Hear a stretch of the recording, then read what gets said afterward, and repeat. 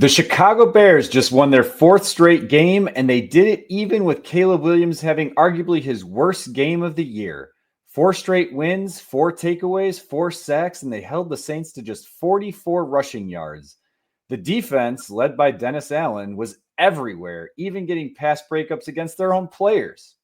And remember when fans begged for the Bears to trade for Alvin Kamara? Yeah, well, Kamara has been stuck in neutral. DeAndre Swift has been cooking these last 2 weeks. Ben Johnson's Chicago Bears are finding ways to win ugly, and that's how contenders are built. I'm Rob Schwartz with Bear Goggles On. With me tonight is my co-host, Bob Weiss. This is the Halas Huddle, where winning ugly still looks beautiful in Chicago. That's right. Welcome to the Halas Huddle. If you're joining us for the first time, thank you for finding us. Please consider joining our growing community of knowledgeable, passionate Bears fans who love to debate. Hit that subscribe button now. Please continue listening, see our thoughts and ideas. If you are returning, you know what to do. Comment on this video, like this video. Let us know what you think of this monster win against the Saints. We want to hear your main takeaways. But first, why don't we start with yours, Rob? Yeah, well, it wasn't pretty, but a win is a win. And 4 wins in the NFL in a row is fantastic. This is the first time that we have seen this since 2018, the double doink season. Look, the defense gave Dennis Allen a much sweeter homecoming against his whole team than they did Ben Johnson in week 2 versus Detroit. I know Caleb Williams struggled most of the day, but the running game just dominated again. This is back-to-back weeks. This is actually what Ben Johnson wants, is a dominant running game, okay? Chewing up the clock, pounding the Saints front. The Bears left too many points on the field, but still found a way to win fairly easily when you look at the overall score. So I'm just happy they got their 4th straight win, and the Bears are now look, they are at the same exact winning point percentage as what they were last year, but it just feels better. So I'm excited. What do you think, Bob? Well, I'm going to disagree with you a little bit there, Rob. I don't feel so great right now. Yes, the Bears are 4-2. Yes, they're the exact 4-2 that I predicted that we were going to be at this point in the preseason. When we did our schedule guessing at the preseason, I thought we were going to win 11 games at that point too. But there's just something about how these 4 wins are eerily consistent in that they're predicated purely on takeaways, which is great to get takeaways. I'm not saying takeaways aren't a good thing, but are they reliable, truly reliable week to week to week? What happens when we only get 1 takeaway, right? And our offense is still just as inefficient. That's part of the problem too. All 4 of these wins dominate the takeaway battle, and our offense isn't good enough to blow the team out, so we just have to find other ways to grind and gut the game out for the win. And, once, that's great. Twice, that's fine. Third, we're praising the Bears' ability to find ways to win. And fourth, when you have the team on the ropes and you should have won by 45 points and it's a game going into the 4th quarter, it's starting to be worrisome. And it's a little worrisome then when your number 1 overall quarterback turns in his worst game of the year. You have 5 false start penalties that shouldn't be looking this way 7 weeks in. And there's just, at this point, it's this 4 wins in a row is wonderful, but it just seems like the most important piece of this team, the part that we all said is, I don't care what else happens, as long as Caleb Williams starts looking like a franchise quarterback, we're happy. That seems to be going in the wrong direction. So happy about winning. Future of the team, where is this headed? I think that's what we'll get into the rest of this episode. But, forgive me if I'm not just on cloud 9, even though it's 4 wins in a row.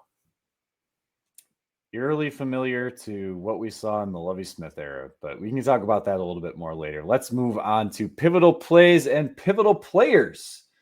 Look, right away to start off the game, Montez Sweat made his presence known today, right? With that sack fumble. So right there, boom, like that set the tone. You keep texting it every single week. Defensive identity, defensive identity, defensive identity. So until it stops, keep texting that because it's working. Yeah, I mean, as long as they're going to keep getting turnovers, that's great. But again, when they stop, what are we going to do? But Montez Sweat, I thought he looked very active last week. Maybe not so productive last week, but this week he was active and productive. So that's great to see. Another pivotal play, something that It stopped a score potential touchdown right away. Was a botched snap between Drew Dahlman and Caleb Williams. This one, the officials actually missed it, so it just kind of went down as kind of like a fumble recovery, but it should have been a false start, botched snap. But, I guess after the game, and it happened later in the game, they said it's a cadence issue, and like Drew Dahlman, I think, being the stand-up veteran, took blame for it. Caleb Williams, being the stand-up leader, took blame for it. But like, it's clearly an issue, and I'm leaning more towards this is almost 98% Caleb Williams' fault, right? There can't be any confusion on the clarity. Either he's not calling it out correctly in the huddle, or he's not carrying it out correctly at the line of scrimmage. And it's got to be worked out.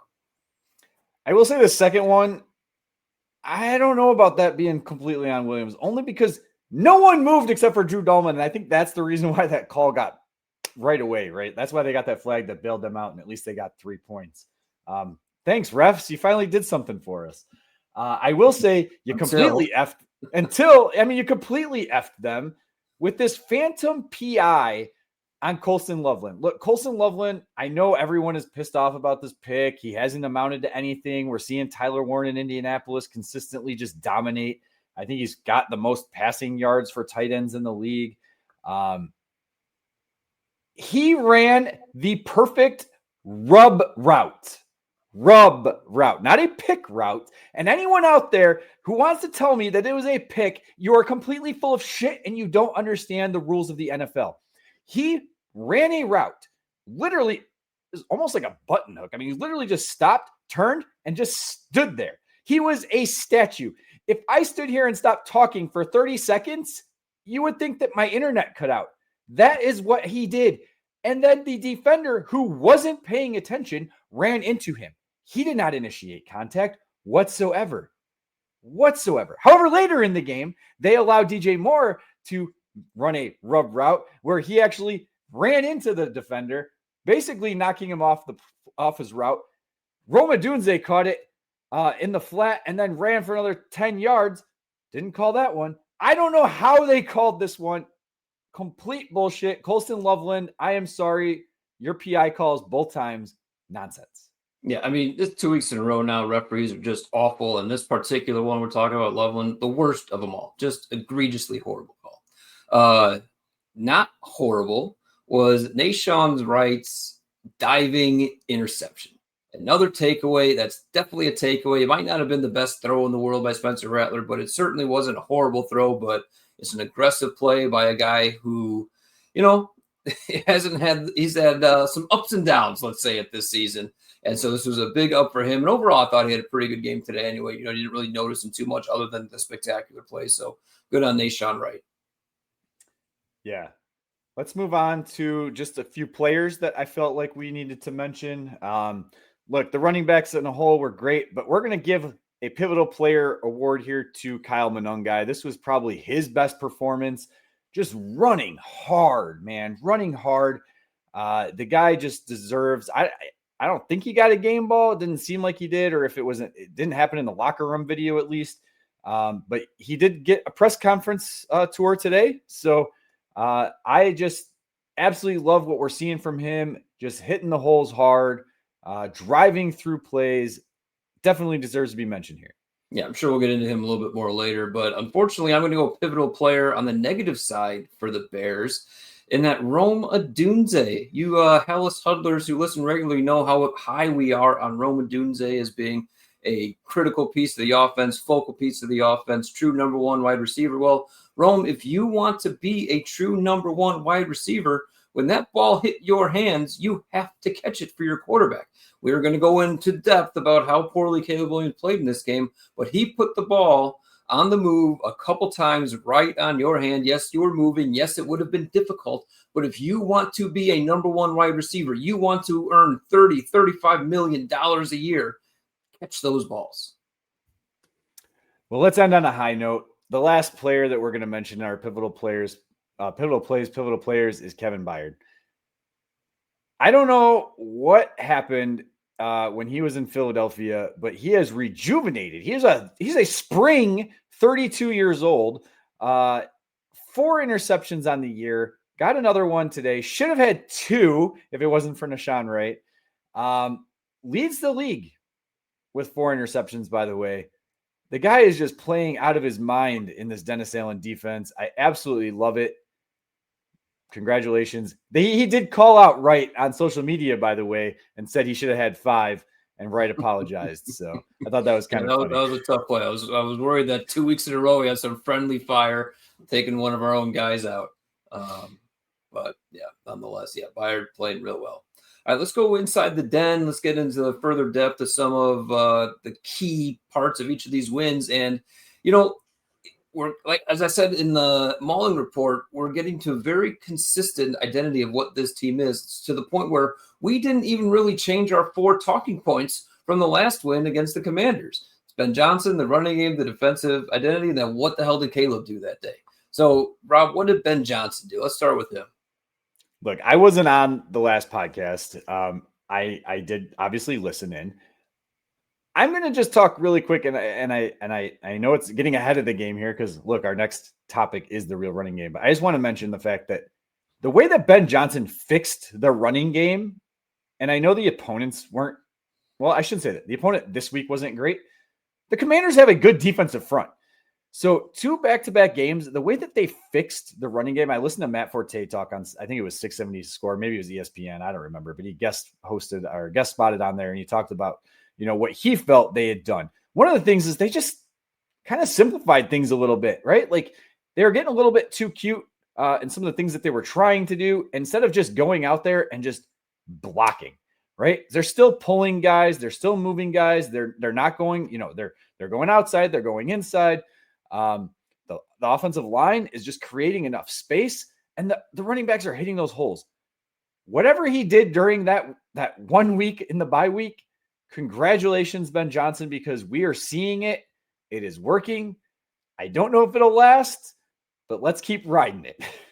And whatever he did to this run game, when he talked at the bye week being personally embarrassed and like want to take it upon himself to fix it, and he came out and does, I hope that somehow he can get that done still for these penalties that are still happening, right? Are you personally embarrassed about these penalties, Ben? I hope you are. Let's get those fixed out. And again, we'll get into more with Caleb, but this passing game, the fact that it just still is so inefficient, and that's probably just the best word for it. It's just not operating the way it needs to be. So we got to get that fixed. But in terms of the good for Ben in this game, just a few operational things. One, he got the first win as a challenge call win as a head coach. Good on him. That wasn't necessarily great challenge, by the way. It wasn't necessarily an easy call. It wasn't necessarily like a slam dunk that was going to get overturned, but the process was that we think that it got thrown ahead. And then I think if you explicitly tell the referee, hey, we think it got thrown here and it got caught there, I think that kind of helps your case when you're making it, even though New York's going to make the final call. But it was just good to see that process came through. Well, I don't know how you felt watching it live. I thought watching it live, like, ooh, was that forward? And then I watched the replay. I was like, it's really close. You're not going to overturn it, even if it is. But I think it just I was screaming at the television. I had family over, and my cousin, who is from Illinois, transplanted to Miami. She's back in Illinois. She actually came over to watch the game because she feels like at her house they're not true Bear fans. Okay, they're literally going to the Bears Cincinnati game, but she doesn't feel like they're true Bears fans because they just the Bears suck. Like, I'm not going to be passionate about it. It doesn't ruin my day. It ruins my day when the Bears lose. It just does. I was screaming as it happened that it was a forward pass. I watched the replay. I watched where it was when he threw the ball and where the ball went. And I still was screaming. I was pounding on this plastic car in my room, or in my living room at the time, literally saying it was a forward pass. Then they threw the challenge flag, and I was like, damn it, they are not going to overturn it, because I just know these refs are going to F me over. I was shocked that they felt like there was enough to overturn that. I think it was fortunate exactly where it happened on the field, where you could see his arm was just behind that tick mark of the 32-yard line, and then the receiver caught it where it was obvious it was just ahead of that tick mark of the 32-yard line. If it was between the yardage, I don't know if it would have been so clear and obvious, but I think it helped that it was literally just marked out for him. And then the other thing for Ben Johnson, kind of at the end of the game, and something I'm still trying to promote to all these Bears fans. The just in the community.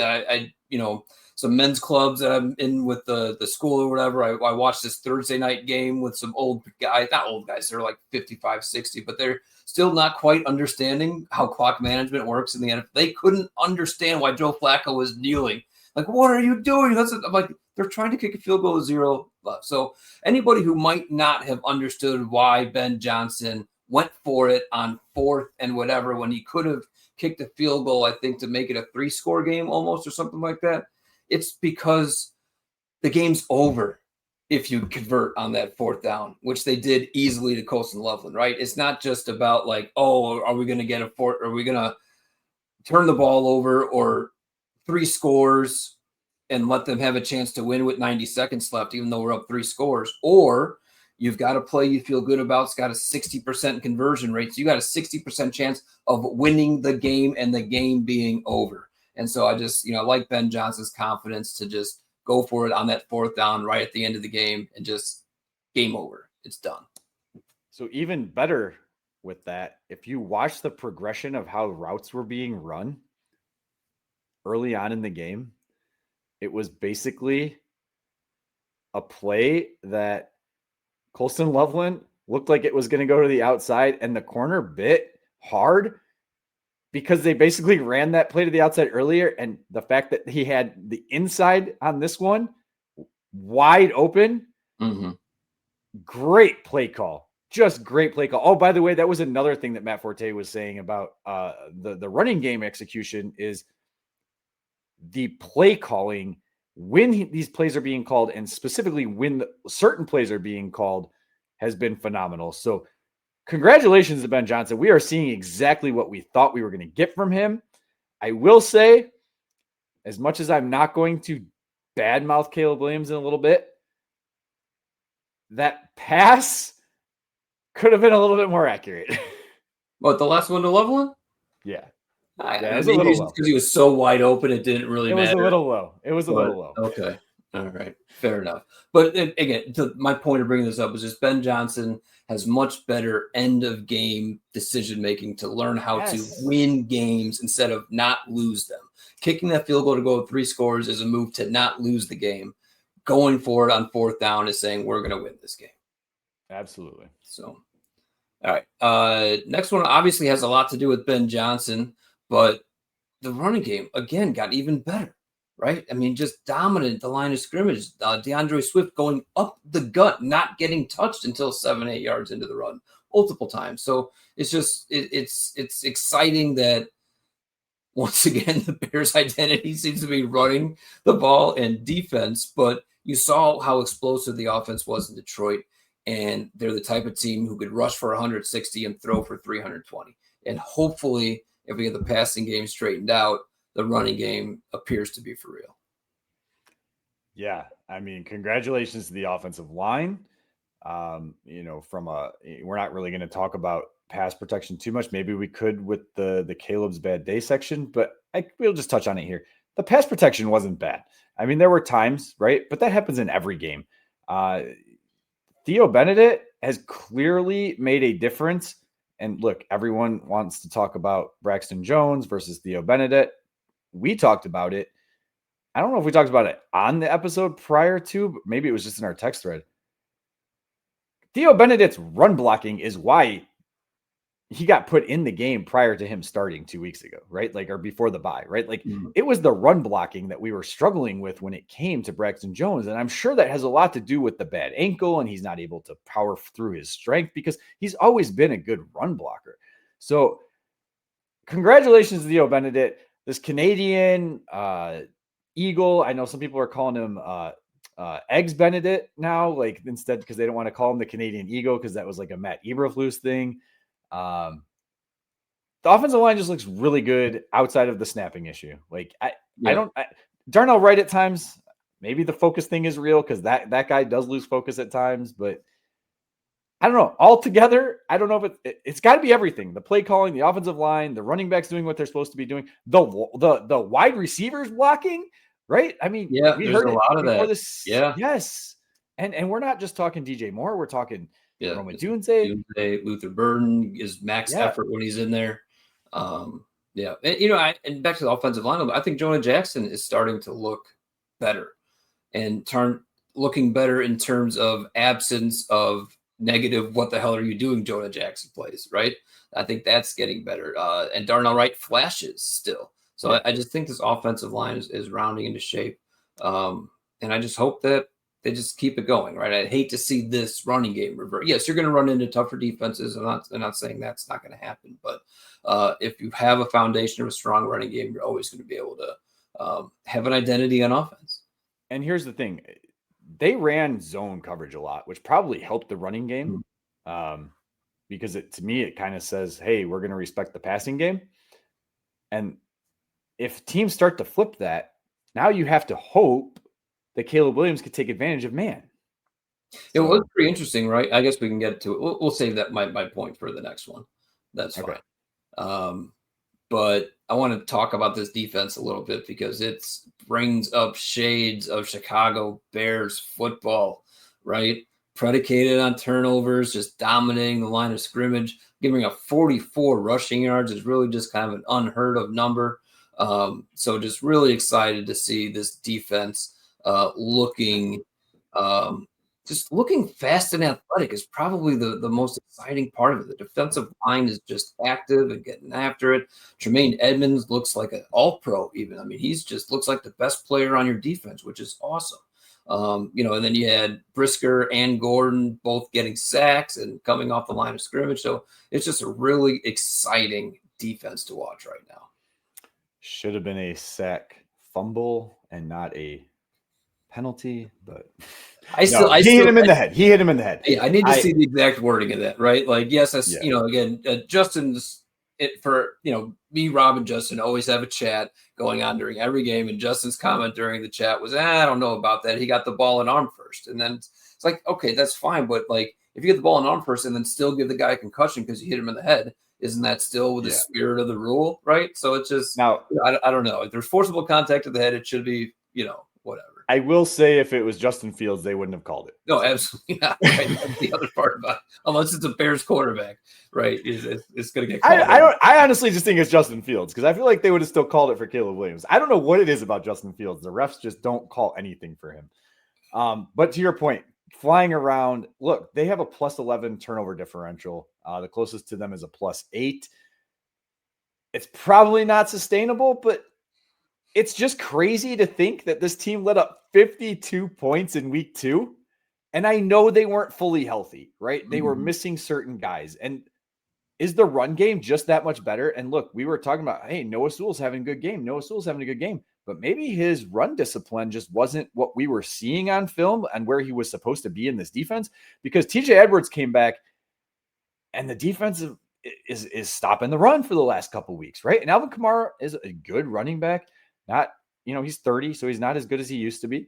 But the Commanders had a good running game. And even Jaden Daniels didn't even get to run the ball. And I know he's got the knee brace. Now he's hurt again with the hamstring. So that whole situation is rough. But part of the reason why you and I were not as high on him, right? Because we were just concerned he wasn't going to be able to take these hits consistently in the NFL. He's going to be out again with the hamstring. It's just, that's all part of the evaluation. It's all part of the, when we look 5-6 years down the line, who was the best quarterback? Like Jaden Daniels playing only in 70% of the available games is part of the evaluation.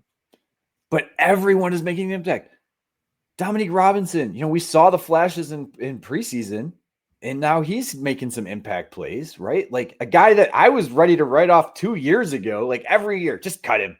He's not even worth the space on this roster, and he's finally making impact. So, like, clearly Dennis Allen's making I'm glad you brought him up because I wanted to bring him up specifically, too, back when we talk about the defensive line being active. Like, he looks like a legitimate NFL player. Yeah. Like this athleticism is playing now. And we're not even seeing Austin Booker yet. Right. Yeah. Yeah. Who knows if we're going to, because it also seems like they like Shamar Turner at defensive end. So if Shamar Turner's at defensive end, Dominique Robinson is flashing, where is the room for like kind of Austin Booker? Right. So who knows what's going to happen there?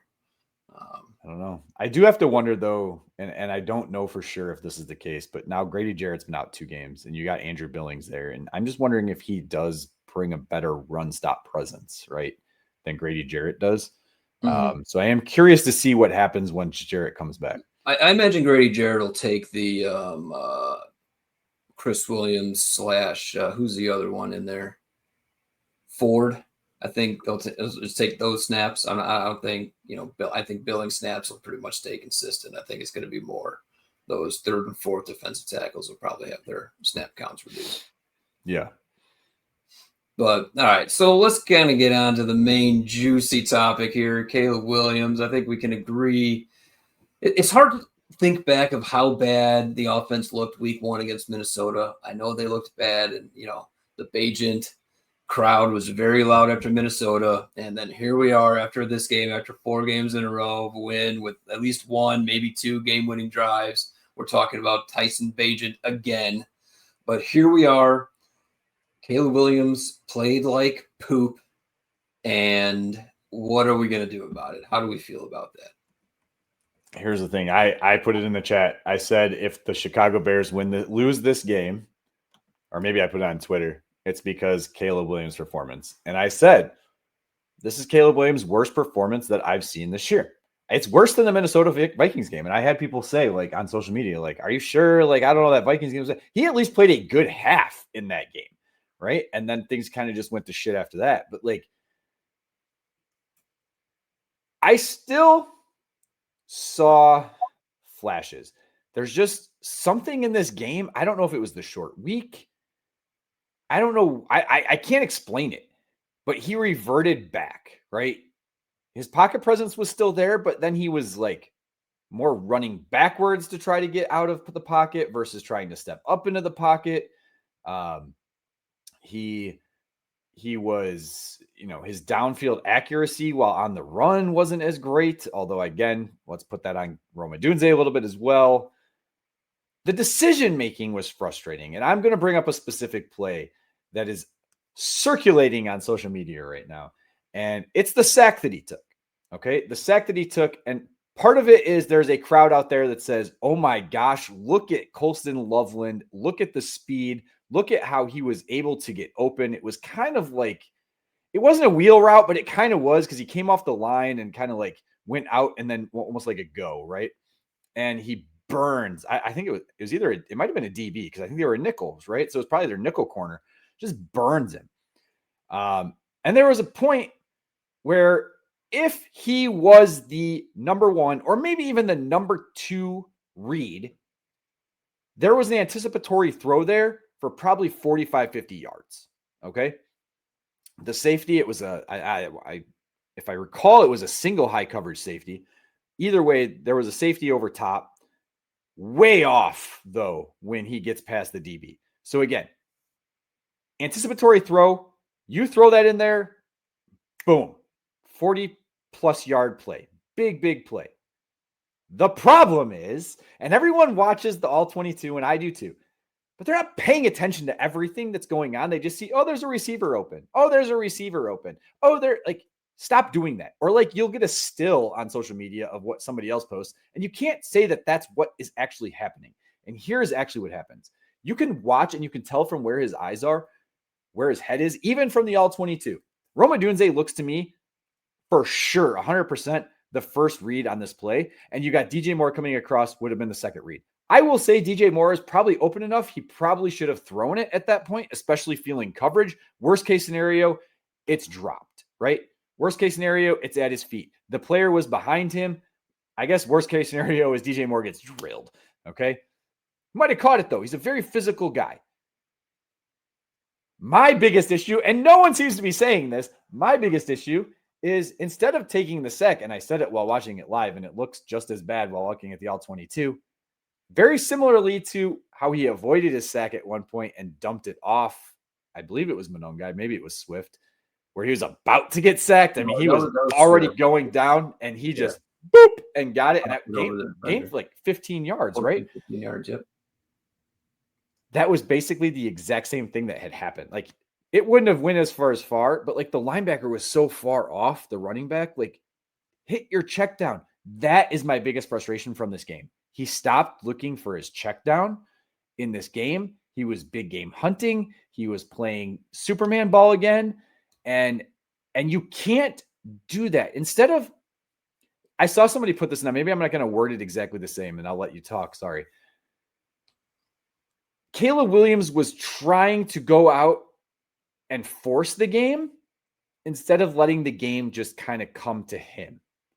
And that's what I felt was frustrating here, because it did kind of revert back to that first game with Minnesota, and it reverted back way to what was last year. That said, I still saw enough positive. I'm not highly concerned. So let me just start with that positive. Nice transition to the positive. I thought that there were maybe 4 or 5 very nice, on time, easy completions where the ball placement was perfect to let on some yard after the catch. And I feel like that was a season high. So good on Caleb for that, right? But I think now this is all just pure just speculation. What am I saying? What am I thinking? Like, I think that he got into premeditating what he was going to do on every play. And even premeditating going into the game, kind of to your point, big game hunting. I think combination of mostly all the commentary from Aikman and all that going on, Caleb saying, I'm going to show you how good I am, and I'm going to make all these plays, combined with him missing a Dunze on that mailbox play in Washington when he was just going for the first down. I think he's like, no, that's not me. That's not who I want to be. And so he wanted to make all these big plays and made exactly 0 of them today. Like, it's just so frustrating to go backwards from mindset. I can understand, physical issues. I can understand, it's the first time you've seen a play versus certain defensive look looking bad that way. But going backwards to being the me Caleb instead of running the offense Caleb, it was just extremely troubling. And to his credit, I will say to his credit, because I don't know if you remember when they played Kansas City in the preseason, he had an awful game. I was very critical of his post-game press conference and that he took no accountability. He basically told the media they weren't smart enough to understand why he's made some of the decisions. It was just awful. Whereas this press conference was completely different. I thought that there was some contrition. I thought that there was some admission that he played terrible. And it almost gave credence to my thought that he came in trying to make plays. He knew that he came into this game wanting to make these spectacular highlights. He knew it was a weaker opponent, and he knew he'd have a chance to get away with some stuff. And then him in that press conference realizing, shit, that isn't at all what you're supposed to do at NFL quarterback. And I feel like this is a strong data point to prove that to me. So we'll see what happens against the Ravens, see what happens moving forward. But you said it too, the fact that there wasn't a single easy completion to the check down, like the check down on time. There was that one check down to DeAndre Swift when he already stayed in the pocket too long, had to avoid a rusher he didn't have to avoid to get it to Swift. But that's not truly a check down. That's a broken play where you found a guy. I'm talking about 1 progression, 2 progression, 3 progression, running back, right? Like in time, then we'll know that he's got the right mindset, that he's trying to run an offense. It's something that Justin Fields never learned, and I hope Caleb Williams never learns. Like, you don't have to make 1 or 2 spectacular plays every drive. It's 1 or 2 spectacular plays every game. If you are an above average, efficient, running a Ben Johnson offense quarterback, you're going to have Jared Goff stats. And then you make 1 or 2 Caleb Williams plays a game, you're going to be MVP, right? But he just doesn't seem to understand that that's all it takes. Be boring and efficient for 92% of the game, and then just spectacular when you're forced into being spectacular. And so until he gets that, it's just so frustrating. But then very critical of Caleb Williams there, but come on, Tyson Bagent people. Like, Tyson Bagent ceiling is 80% of Jared Goff. He does not have the same arm talent that Jared Goff has. Maybe slightly more mobility, but not the playmaking that Caleb Williams has.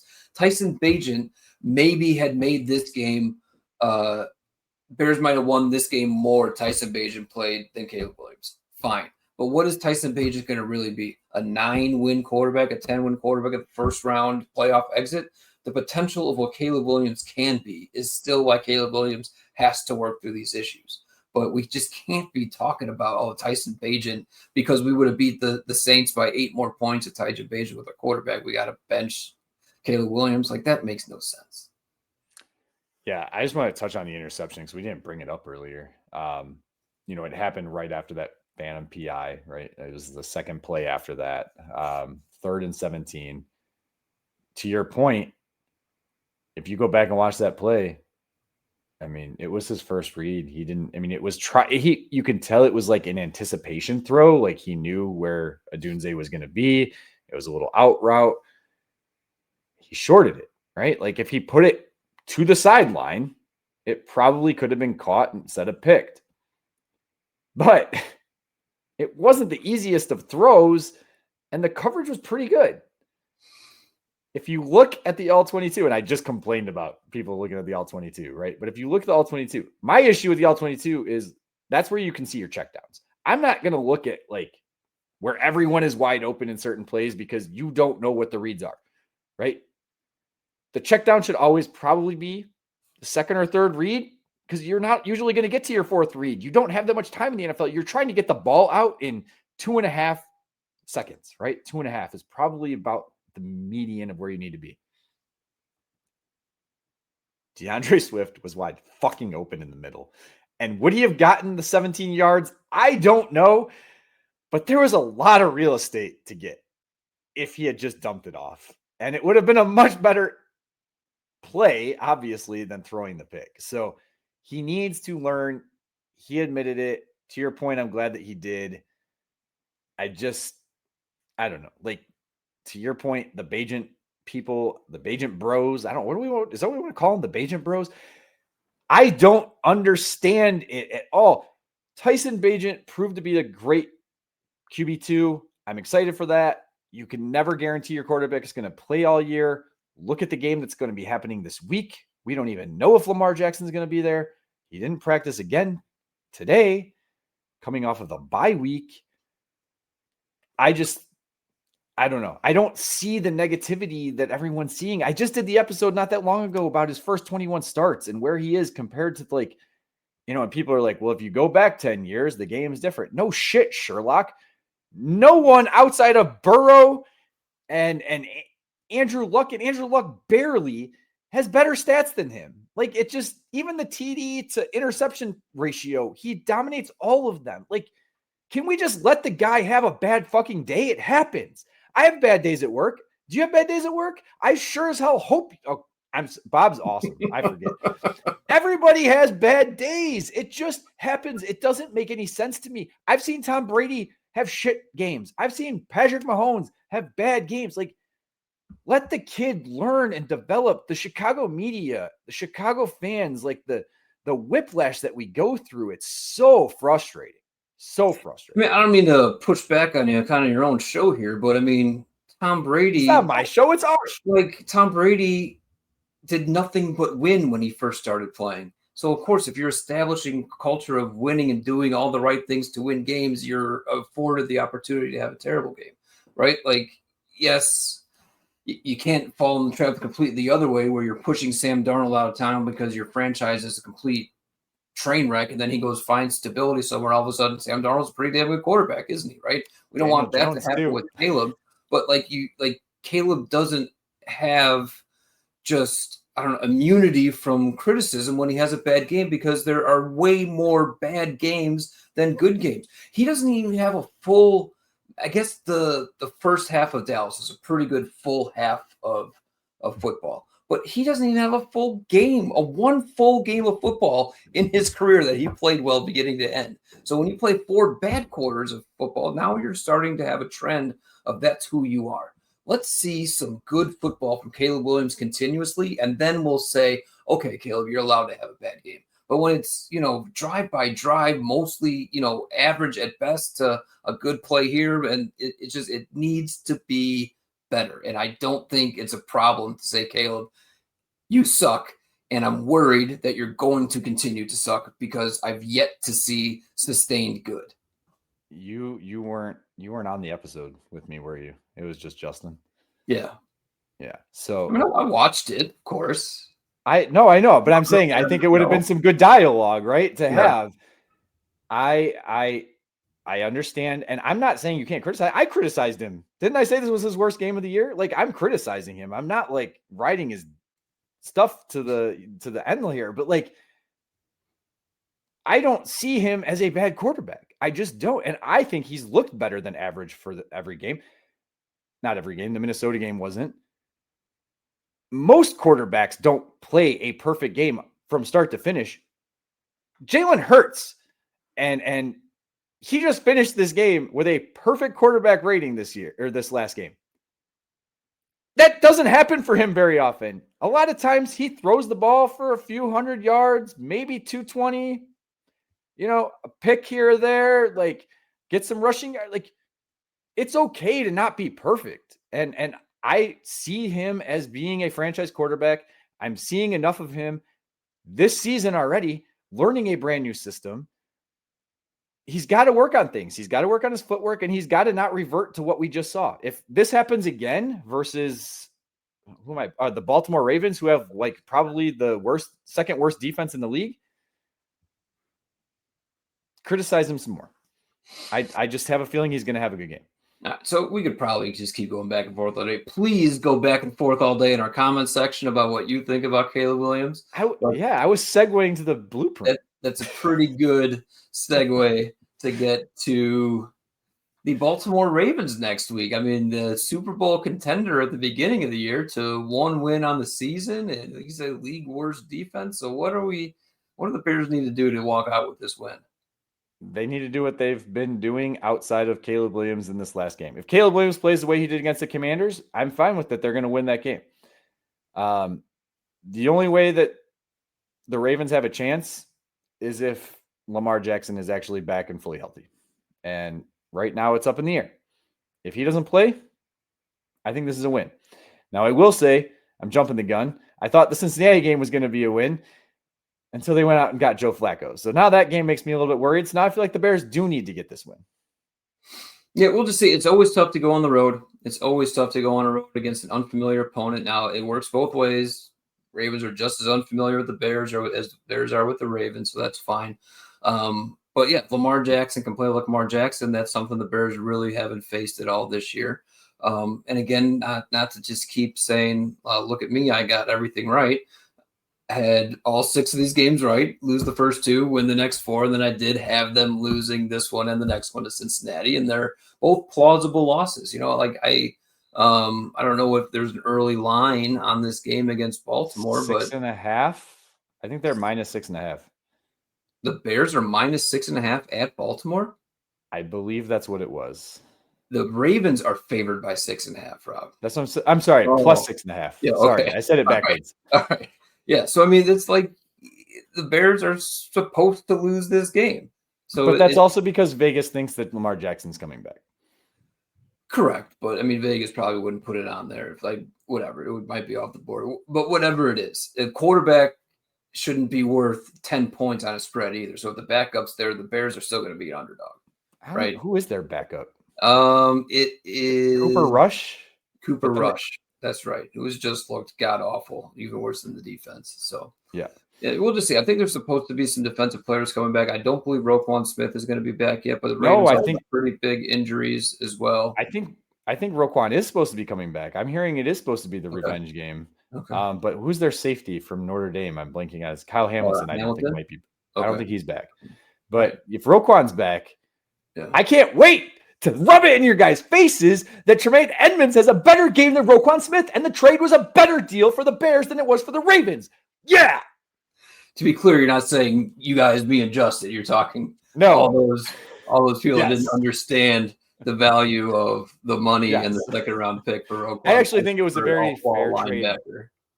I actually feel like it was a fair trade both ways. So yeah, no, it's fine. But yeah, I mean, give me Kyler Gordon and Tremaine Edmonds and TJ Edwards over Roquan Smith. Right? That's essentially what the trade was. 100%. So, but I also just kind of curious here. How many times do we think, I don't have the answer to this, how many times do we think in NFL history a 4-2 team has been a 6.5 point underdog to a 1-5 team? That's pretty wild. Like, when did betting odds start? Like, let's just say in the last 10 years. Right. I'm going to say probably twice. I'd love to know the other circumstance. That's pretty wild. That's pretty wild. It also just shows that people aren't believing in what the Bears are doing yet, right? It's predicated on turnovers. They haven't really just blown anybody out. And the best game of the year was against the Cowboys, which had the Bears beat the Cowboys in week 7 the exact same way they did in week 3, it'd be a different story. That's a very quality win. But the Cowboys were a dumpster fire then. The defense was just terrible, and it didn't matter that the Bears played that game basically perfectly. They're not going to get the credit for it, that just because people are so far down on the Cowboys. But that's really their only good win on the year. The other 3 are just, coin flips and, playing absolute garbage in the Saints. I still think that their win against the Commanders is pretty damn good. It was a good win, right? It was a solid victory between 2 average NFL teams. They both made a lot of mistakes, right? Most teams in the NFL are average. Exactly. So, but I'm saying it was just a coin flip, right? Like, it was just a coin flip. Had they lost that game, they wouldn't have played any worse than they did, and then they won it. It was a coin I just can't wait for them to play the Packers. Yeah, it's going to be exciting. And again, I hope that, if all my predictions continue to come true, right, we will have a winning record going into that game and things will turn around. Can you imagine if you got a perfect season and you didn't bet it anywhere? Oh, God. Yeah. I'm basically betting in the UFFL, and it's still good for me there. So I guess it kind of counts. That's true. That's kind of counts. Yeah. But It's been fun. It's been fun. This was a lot longer than I thought it was going to be. It was fun, though. For a long time, but that's okay. It's a hot button topic. We did. I hope everyone, at least if you skip out in the front and you're here in the end, go to the Caleb's section and listen to that all over again. I got nothing else to say, though. I am very tired. Let's get out of here. We shall. Bear down. Until next time, bear down, claws up. Ready, break!